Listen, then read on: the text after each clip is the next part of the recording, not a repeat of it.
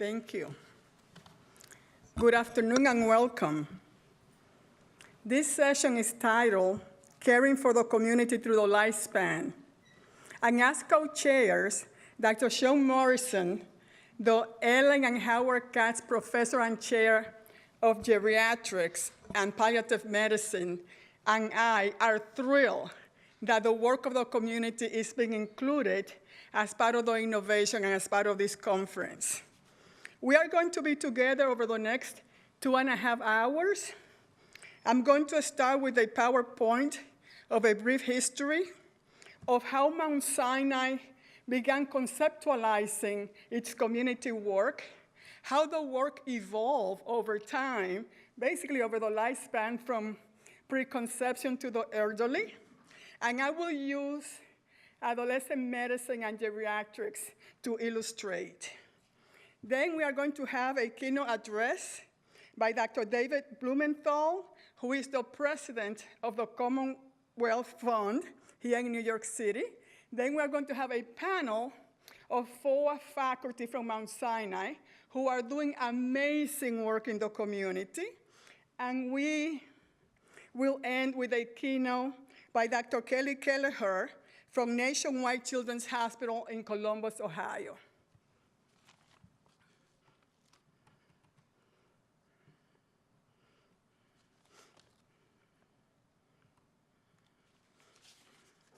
So in 1965, Dr. Hans Papert published a paper titled The Mount Sinai Concept.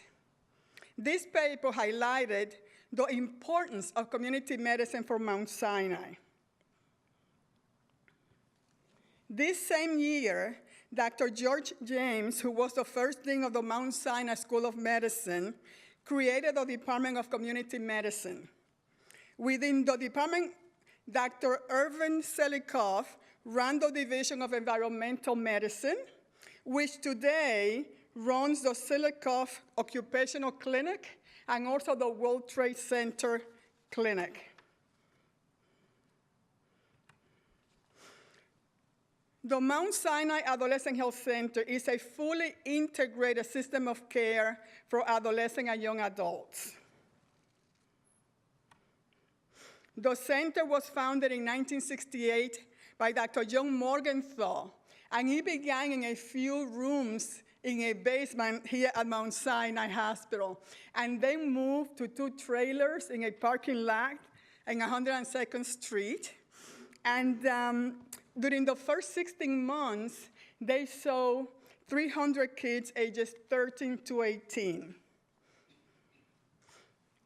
Today, we are the largest adolescent-specific program in the country, serving close to 12,000 young people ages 10 to 24 every year.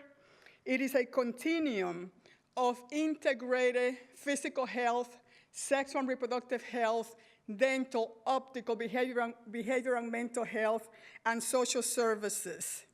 The program is designed to meet the developmental needs of young people, of teenagers.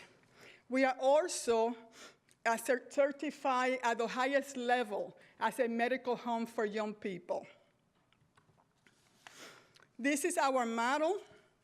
In addition to the clinical services, we do training in a number of areas. We have an adolescent medicine fellowship that is 3 years. We also train all the pediatric residents from Mount Sinai, medical students. We are accredited to train psychologists, we train social workers and other health professionals. In addition, we do research, advocacy, and help shape policy. And you see we have many, many different specialized services, including legal services, and work with all type of population in New York City.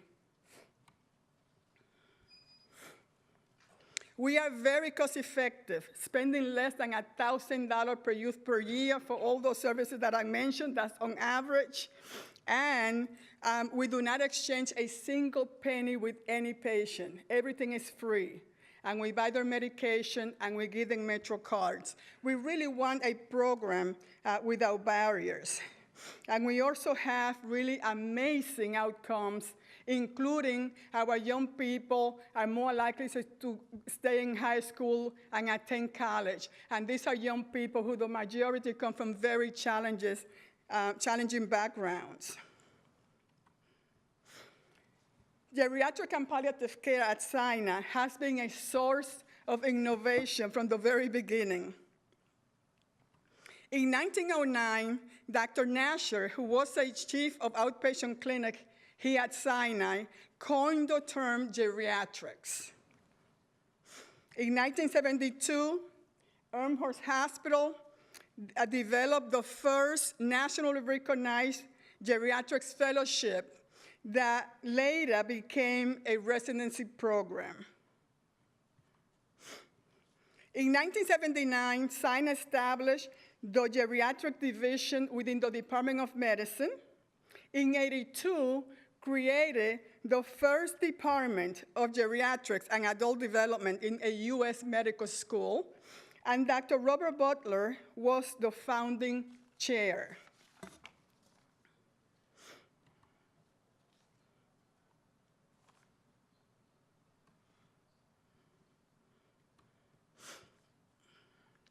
In 1999, Sinai established a national program office of the Robert Wood Johnson, and this later became the Center to Advance Palliative Care. In 2005, Mount Sinai Herzberg Palliative Care Institute established a National Palliative Care Research Center. And